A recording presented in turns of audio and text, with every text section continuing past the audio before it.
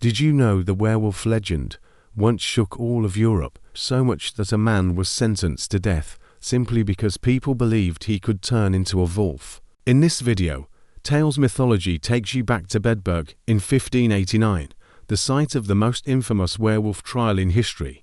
Together, we'll uncover ancient secrets, gruesome crimes, and the evolution of the werewolf from medieval terror to a Hollywood horror icon. Don't forget to subscribe to Tales Mythology for more chilling myths, legends, and dark mysteries from around the world. The year was 1589. Autumn leaves danced across the cobbled streets of Bedburg, Germany, as the townspeople gathered beneath a pale, watchful moon. At the center of the square stood a man bound in iron chains. Peter Stubb. His eyes, hollow with exhaustion and fear, darted toward the church tower looming above.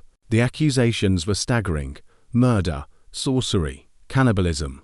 But the charge that sent icy dread through the crowd was whispered in trembling voices: "He's a werewolf."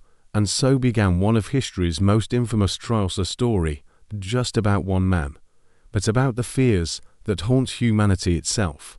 Long before Christianity or medieval superstition, humans told tales of beings who could walk as men by day and hunt as beasts by night. In Mesopotamia, a shepherd angered the goddess Ishtar and was cursed to roam as a wolf. In Greek myth, King Lycaon's cruelty led Zeus to transform him into the creature whose name, lycanthrope, still haunts us today.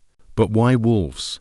Because in the darkness beyond the village firelight, glowing eyes watched. Wolves were hunger, danger, wildness itself. And maybe, just maybe, people feared the beast because it reflected something primal within their own hearts. In medieval France, a knight named Bedburg lived a secret life. By day, loyal husband; by night, a wolf cursed by magic. When his wife discovered his secret, she betrayed him, stealing the clothes he needed to return to human form. Trapped in fur and fangs, Bedburg became a prisoner of his own curse, victim of love and treachery, and other than pure evil. These tales blurred the lines. Werewolves were no longer just monsters. They were tragic figures carrying humanity's fears of betrayal, sin, and fate. Back in 16th century Germany, Peter Stubb's trial unfolded amid religious wars and witch hunts. Under torture, Stubb confessed to wearing a magical belt given by the devil himself, allowing him to stalk the countryside as a wolf. Was he guilty, or was hysteria fueling the tale? Historians suspect Stubb became a scapegoat for crimes no one understood, at a time when fear demanded a villain, and sometimes that villain had fur and fangs. As the church spread, pagan wolf gods became demons. Preachers warned of wolves in sheep's clothing. Wolves in the forest were no longer just animals, they were agents of Satan. Old festivals honoring nature spirits vanished, replaced by fire and brimstone sermons where the devil wore a wolf's face. By the 17th century, whispers of witchcraft met the rational voice of science. Doctors described lycanthropy, a condition where sufferers believe themselves to be wolves. Madness, not magic, they argued. Yet folklore clung on, evolving with each retelling. Because myths rarely die, they adapt. In the 1800s, Europe's werewolves prowled not forests but literature. Novels like Wagner, The Werewolf explored dark bargains, sin, and moral decay. The beast became metaphor, humanity's inner rage, repressed desires, and fear of its own instincts. The werewolf was no longer outside the village, it was inside the human soul. The silver screen gave us the werewolf we recognize today.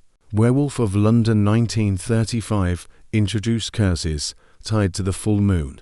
The Wolfman 1941 added silver bullets, tragic heroes, a Nazi-era symbolism about identity, persecution, and monstrosity. Each era projected its fears onto the beast: war, disease, foreign others. By the 1950s, werewolves stalked teenagers in films like I Was a Teenage Werewolf. Here, the curse became a metaphor for puberty, aggression, and rebellion a monster parents could blame for rock and roll and changing morals. Later, comedies like Teen Wolf softened the myth, turning curses into coming-of-age metaphors. In the late 20th century, films like Ginger Snaps reimagined the werewolf through female experiences, menstruation, sexuality, power, and transformation. The beast was no longer just male rage or sin, it was liberation, change, and identity itself.